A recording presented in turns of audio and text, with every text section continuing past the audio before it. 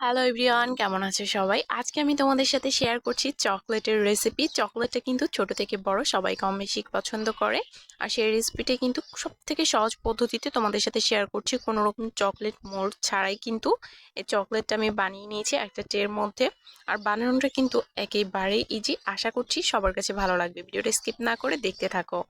আমি একটা সসপ্যানে আমি জল গরম করে নিয়েছি আর এর উপরে কিন্তু আমি একটা কাচের বোল বসিয়ে দিয়েছি। এখানে কিন্তু তোমরা চাইলে অন্য যে কোনো বোলও এখানে নিতে পারো, স্টিলেরটা নিলেও কিন্তু ভালো হবে।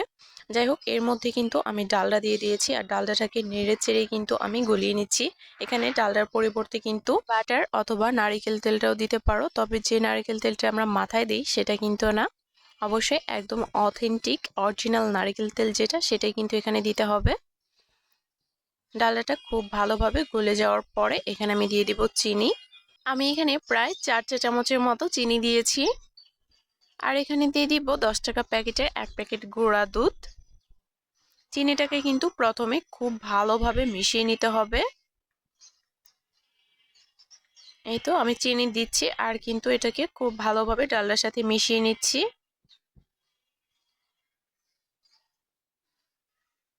চিনিটা খুব ভালোভাবে মেশানো হয়ে গেলে আমি এখানে দিয়ে দিব গুঁড়া দুধ।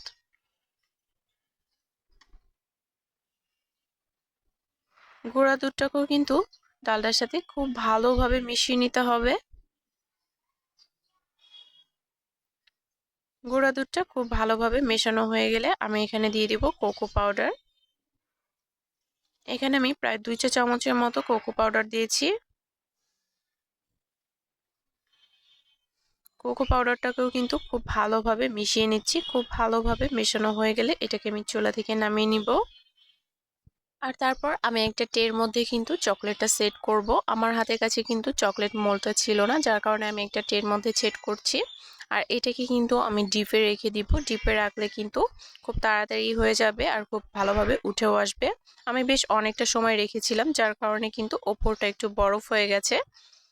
একটু নর্মাল করে নিলেই কিন্তু চকলেটের কালারটা চলে আসবে।